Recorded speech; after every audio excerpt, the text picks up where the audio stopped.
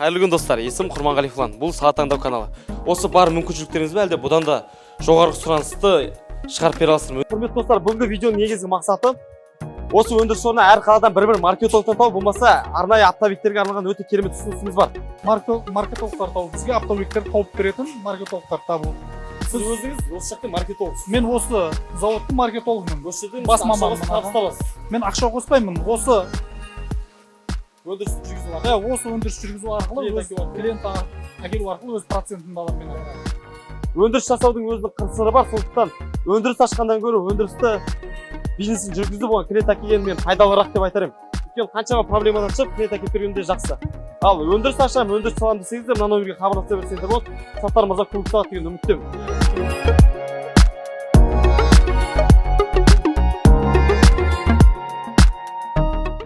Қайырлы күн достар, есім Құрманғалиев Ұлан. Бұл Сағат таңдау каналы.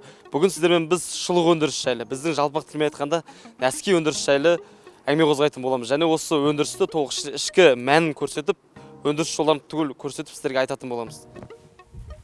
Құрметті көрермендер, біз сіздерге жаңа уәде бергендей сұхбатымызды осы Сұңқартан компаниясының өндіріс орнының басшыларының бірімен ары қарай жалғастырсақ. Ассалаумағалейкум. Уағалейкум. Жақсы, өздерің қалайсыңдар? Шүкір ақындап, өзіңізді біздің көрермендердің алдында бір таныстырып кетсеңіз. Есімім Ұлар Қалиханұлы болады. Осы Сұңқартан компаниясының басшыларының бірі боламын. Шығыс кірісіне жауап. Танысқанымызға қуаныштымыз. Жалпы ең бірінші сізге қойылатын сұрақтардың бірі осы өндіріс орнының мүмкіншілігі, жаңа біз айтып өткенде естігенімізде күніне 13 мың шұлық нәски шығарады екенсіздер. Айына орта есеппен айына 150 мың шығарып жатыр екенсіздер. Осы бар мүмкіншіліктеріңіз бе әлде бұдан да жоғары сұранысты шығарып бере аласыздар ма, өндіріп бере аласыздар ма? Бұл қазір біздің осы өндіріс орнының халықтың сұранысына қарай осындай 150 мың нәски шығарып жатырмыз. Егер де басқа да қалалардан, басқа облыстардан егер де бізге заказ келетін болса, біз одан да көп шығарып беруге болады. Мүмкіншіліктеріңіз жетеді. Қазір сіздерде өндіріс орнында қанша адам жұмыс істеп жатыр? Бізде қазір негізі 30-дан артық адам істеп жатыр. Ал бірақ сезонға байланысты ол сан көбейіп азаяды. Яғни қыста сәл азаю мүмкін, жазда көп. Жаңа тағы да бір сұрақ, күніне 13 мың пар нәски ма? 13 мың пар нәски. Ол бір күнде ма әлде 24 сағатта ма? 24 сағат. Біздің аппараттар 24 сағат тоқтамай жұмыс істейді. Яғни екі сменда жұмыс істейді? Иә, екі сменда жұмыс істейді. Онда құрметті достар, ары қарай біздің сұхбатымызды сеттік ішінде жалғастырсақ. Жақсы, кеттік. Сұхбатымызды ары қарай жалғастырайық. Қазір біздің алдымызда тұрған мынау нәски шығаратын станок па, біреуі? Біреуі, иә, дұрыс айтасыз. Бұл нәскиді шығаратын станок. Яғни бұл нәскиді шығаратын станок күнде бізде 625 нәски шығарады. Біреуі ғана, мынау ғана. Біреуі 24 сағатта 625 нәски шығарады. Бұның жанында адам тұру керек па? 10 аппаратқа бір адам жетеді. Ол адам жұмысы қандай? Ол адам жұмысында өздеріңіз көріп отырғандай, мына камера бері қарай жақындаса болады. Мына жерде осы нәски мына аппараттан барлығы тігіліп шығады да мына жерден түседі.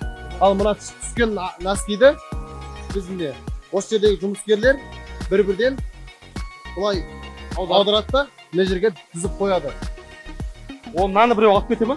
Мынаны жинайды да қайтып мына жердегіге жинайды. Мына жаққа жинайсыздар. Иә, одан кейінгі жұмысты ана жақтағы аппараттардан көресіз. Мынандай станоктан сіздерде қанша бар найды? Қанша тұр? 50 тұр. Осы Қытайдың шекарасы ашылғаннан кейін мына аппараттарды өзіңіз жаңа айтқандай Қытайдан келген, ал ашылғаннан кейін тағы да 20 аппарат кіру жоспарда бар. Яғни сіздерде қазір 50 аппарат күнделікті жұмыс істеп жатыр. Күнде 24 сағат тоқтамай жұмыс істейді. 10 аппаратқа, құрметті достар, қараңыздар. Бір станок күніне 625 штук нәски шығарады, және де бұл жерге 10 аппаратқа бір адам жетеді, яғни бір адамның жұмыс күші. Біреудің жанында бір адам тұру міндетті емес. Сосын нәскидің түсіне қарай жіптерді ауыстырасыздар ғой? Иә, дұрыс айтасыз. Нәскидің түсіне қарай жіптерді ауыстырамыз. Мысалы, нәскидің өзінің жаңағы эмблемасы болады, мойыны болады, және де басы болады. Соған қарай жіптер орналасқан, артында көрсеңіздер болады мына жерде. Сұхбатымызды жалғастырайық. Яғни ана жерде бізде бір станок күнде 625 нәски дайындап болғаннан кейін, сол дайын нәскилер осы жерге қарай келеді да, қателеспесем. Осыдан кейінгі жұмыс қандай болады енді? Өзіңіз жаңа айтып өткендей, күніне 24 сағатта ана жақта 15 мың нәски дайындалды.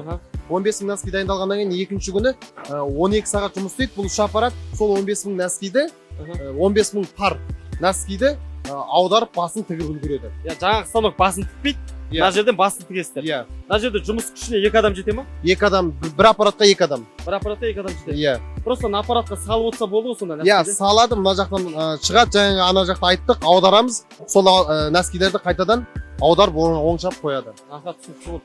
Құрметті достар, мына станоктың ерекшелігі бұл жерде екі адам просто станокқа нәскилерді іліп отырса болды. Қараңыздаршы. Осы нәски аударылып дайын болғаннан кейін ары қарай келесі процесс қандай бізде? Ол нәскидің басы тігіліп аударылғаннан кейінгі процесс үтік процесі. Үтіктеу процесі. Иә, Үшінші процесске қарай көшейік. Мынау аударылған нәскилер ғой. иә, мынаның барлығы аударылып дайындап, енді үтікке баратын нәски. Бүгін аударылған нәскилер ма? Бүгін кеше 2 күнде аударылған нәски. 2 күнде аударылған нәскилер. Құрметті достар, мынаның бәрі бізде 2 күнде аударылған нәскилер. Ақ нәскилер. Біз нәски үтіктейтін жерге келдік. Мен жаңа үтіктейміз деген кезде мен былай ойладым да, бір адамдар отырып, үлкен бір пешпен ба бірдеңе үтіктеп отыр екен деп. Мынау бізде манекендер ма, не бәле бұл? Бұл нәскидің бір қалыбы деп айтсақ болатын шығар. Бұл нәскидің бір нәскиді аламыз. Содан кейін мынаны қаптаймыз. Барлығы өз орнымен. Одан кейін мына бұл осылай қапталады. әрбір нәски 10 мың штук нәскиді ма? Иә, 10 мың.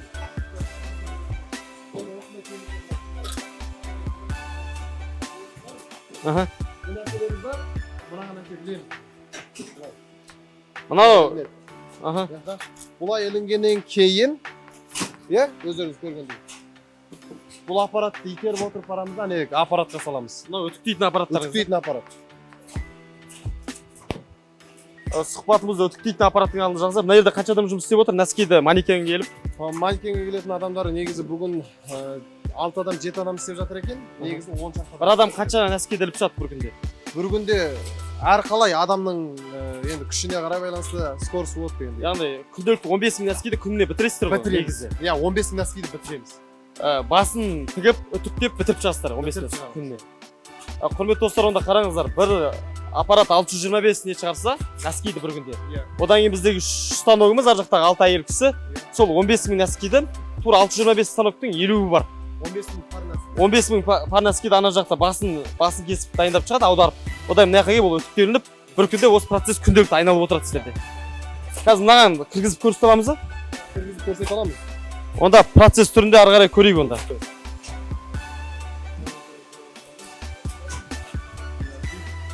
Өзінің аппаратына кіреді. Мынандай үтіктейтін аппарат біреу ғана ма сіздерде? Бұл бір өткейтін аппарат біреу жетеді. Жетеді. Түсті ғана кіреді ғой сонда, иә? Қанша уақыт кетеді үтіктеп біткенге осы бір нені? Үтіктеп біткенге қанша уақыт кетеді қорғана? Қанша? 14 минут кетеді. 14 минутта мына бір поток кетеді ғой. Бір потокта қанша нәски болады? Бір потокта қанша нәски? 540 нәски. 540 нәски бір жолда 540 нәски. 14 минутта. 14 минутта шығады. 14 минут сайын 540 нәски үтіктеліп шығады, иә? Осы процесс күні кешке дейін жалғасады. Бір тал үтіктейтін аппарат жетеді. Өте жақсы өндірістердің бірі екен. Үтіктен шыққаннан кейін процесс қандай болады? Үтіктен шыққаннан кейінгі процесс міне, мына жердегі нәскилердің барлығын алады. Өзіңіз көріп отырғандай мына сізге көрсетсін. Міне барлық жаңа үтікке кірген нәскилерді жаңа қалыптан шешеді.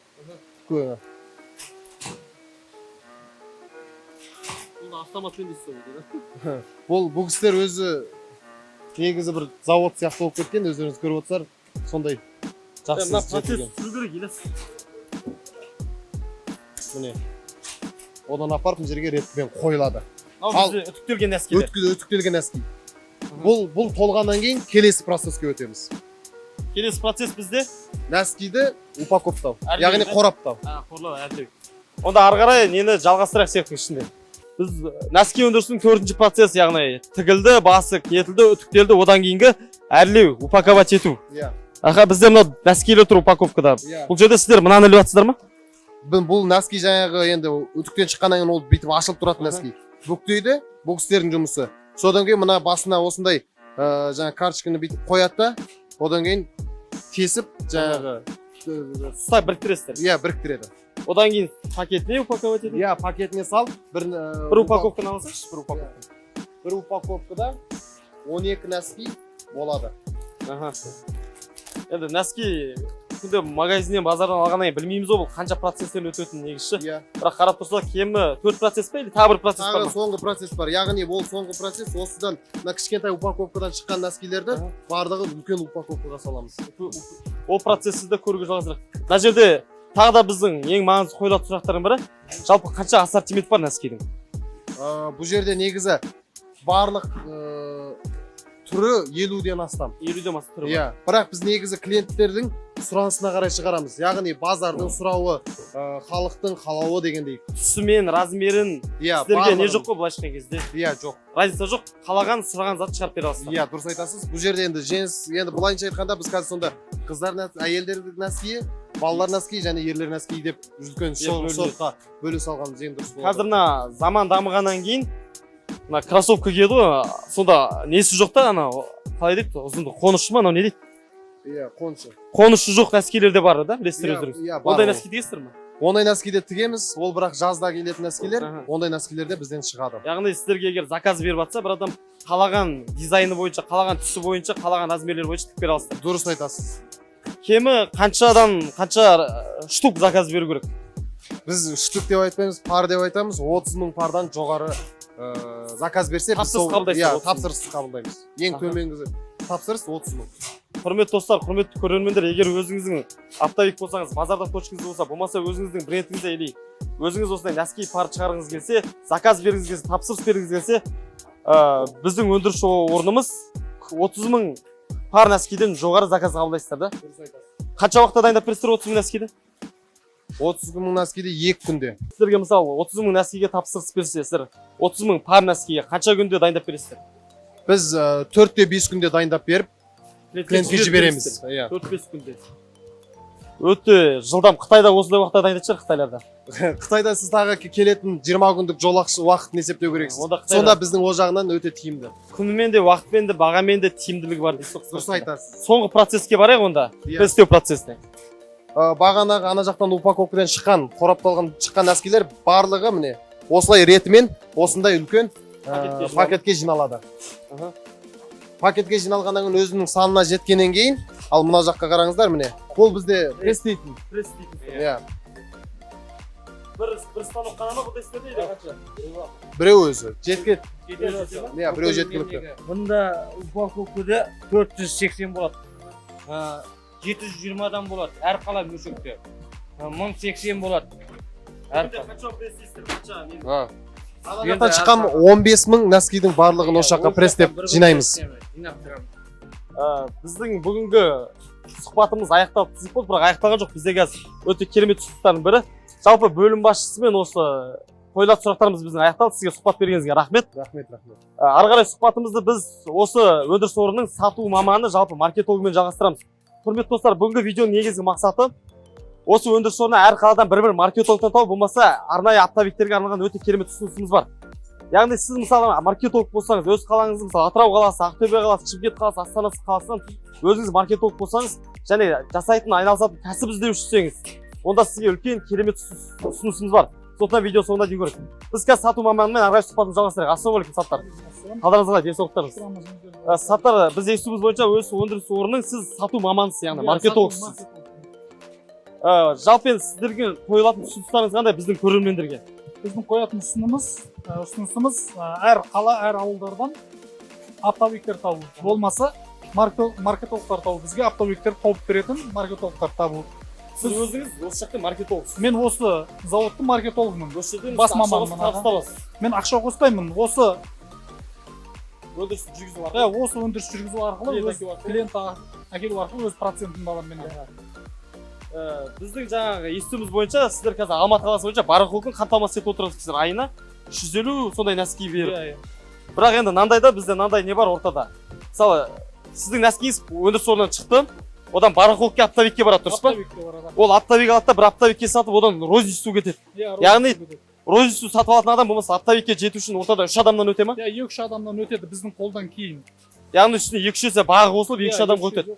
Онда сіздер қазір нәскилеріңіздің орташа бағасы мен қымбат бағасы қанша? Біздің орташа баға 50 теңге мен 150 теңгенің арасы. 50 теңге 150 теңге. Иә, 50 теңге мен 150 теңгенің арасы. Енді сіздің қаладағы адамдарға арнайы ұсынысыңыз, яғни ортада ешқандай делдалсыз? Ортада ешқандай делдалсыз оптовиктер табу біздің мақсатымыз. Әр қаладан шығыс, батыс, оңтүстік деген. Өзіңіз сол процеспен, жұмыс барысымен таныстырып үйретіп шығасыз. Иә, өзім сол барыспен таныстырамын. Қалай жұмыс жасау керегін үйретемін. Яғни нөлден кәсіп бастау десек те бола ма? Нөлден кәсіп бастау десек те болады, болмаса өзі айналысып жүрген оптовиктермен де жұмыс жасасақ. Яғни ұсынысымыз біздің Саттар мырзаның айтып отқаны, мысалы сіз Қызылорда қаласында тұрасыз. Қызылорда қаласындағы біздің оптовиктер, нәски сататын оптовиктердің бәрі олар белгілі бір оптовиктерден алады. Иә, Ол оптовиктер барахолкың оптовигінен алады. Барахол келеді мына өндіріс орнынан алады, дұрыс па? Яғни ешқандай делдалсыз осындай нәски сатқыңыз келсе, өзіңіз оптовик болсаңыз, болмаса сол қаланың оптовиктерін нәскимен қамтамасыз еткіңіз келсе, сізге берілетін бір-ақ тапсырма бар. Ол тапсырма өз қалаңыздың нәски сататын оптовиктерін жинау, номерларын түгел табу, оларға арнайы ұсыныс жасау. Сіздер жақтан қандай көмек болады? Каталог бересіздер ма, прайс-лист бересіздер ма? Біз прайс-лист береміз. Сол прайс-лист бересіздер? Прайс-лист пен Instagram парақшамызды береміз, сол арқылы жұмыс жасаймыз. Ол өте керемет ұсыныстардың бірі деп айтамын. Саттар біздің көрермендерге де әсіресе керемет ұсыныстардың бірі. Жалпы өте пысық жігіттер болса, маркетолог жігіттер болса, ұйымдастыру жағынан мықты жігіттер болса, сіздерге нәски саласымен айналысуды біз кеңес береміз. Сізге өндіріс ашудың, жұмысқа адам алудың, тағы да шикізаттар алудың керегі жоқ. Сізге бар сіздің проблемаңыз ортада делдалсыз. Сіз делдал боласыз, бірақ ортадағы 2-3 делдал тастап, өзіңіз оптовиктер тауып, соларға ұсыныс жасауға негізі. Осы арқылы қаншатауға болады? Бұл арқылы негізі жұмыс жасағанға байланысты кемі 50 мен көбі 500 мыңнан асады айына. Айына күніне қаншатауға болады? Күніне енді шамамен оптовик тапса 500 мың 1 миллион ұстау оңай ма? Оңай ғой оптовик тапса. Болмаса оптовиктің өзі бізге шықса, нәскимен айналысып жүрген оптовик болса, өзі біледі күніне қанша табатынын. Ал енді бастап келетін адамдар болса, күніне былай айтқанда 5 мен 100 мыңға шейін табуға болады бір оптовиктен. Өзіңіздің табысыңыз сонда ма сізде? Менің табысым енді күндігі кем 10-нан басталады, ары қарай кете береді жұмыс жасағанға байланысты. Яғни біздің бұл видео тек оптовиктерге арналмаған, достар. Біздің бұл видео маркетологтарға да арналған. Егер сіз өз қалаңыздағы еті үлгілі маркетологтың бірі болсаңыз, болмаса ұйымдастыру жағы жақсы болса, қайталап айтты деп ренжімеңіздер. Мен қайтадан түсіндіргім келіп отыр сіздерге. Керемет ұсыныстардың бірі. Сіздің бірінші жұмысыңыз өз қалаңыздағы базарларды аралау, нәски сататын оптовиктерді жинау, номерларын жинау түгел, олардың бәріне прайс-лист беріп, ұсынысты айтып, яғни клиент табу арқылы процентті пайда табу. Ол үшін сізге хабарласа ма ол жігіттер? Бізге хабарласа маған. Онда құрметті достар, біздің мына жерге біздің Саттар мырзаның номерін қоятын боламыз. Сізге хабарласады. Или бәрін WhatsApp, мен ойлаймын, бәрін алдымен бір WhatsApp чатқа жинау, сол жерде толық түсіндіру. Әрбір адаммен бір сөйлесу қиын болып кетеді. WhatsApp чатта күнде бір 500 адам звондауы мүмкін. Сондықтан мына номерге WhatsApp-қа жазсаңыздар, сізге бір арнайы сілтеме бересіз. Сол сілтемеде сіздер арнайы WhatsApp чатқа өтесіздер. Сол WhatsApp чатқа біздің Саттар мырза өзі сіздермен тікелей байланыс жасайсыздар ол кісілермен. Тікелей өзім байланыс жасаймын. Байланыс жасап, үйретіп, көрсетіп, қалай жұмыс жасау керегін түсіндіреміз. Все түсінікті. Жалпы біздің ұсынысымыз сіздерге түсінікті болды деп ойлаймыз. Бүгін жалпы сұхбатымыз аяқталды. Тағы да басқа айтарыңыз бар ма, қосарыңыз? Басқа алып қосарым жоқ осы. Құрметті достар, бұл сала таңдау каналы. Бүгінгі біздің сұхбат сіздерге пайдалы болды деп ойлаймыз. Егер басқа адам нәски ашам, нәски заводымен айналсам, болмаса бір тау станок тауып 625 нәски шығарам деген адам болса, онда бүгін сіздер көрдіңіздер процесті. Бірақ станок керек емес, ол кемі 5 процесстен өту керек.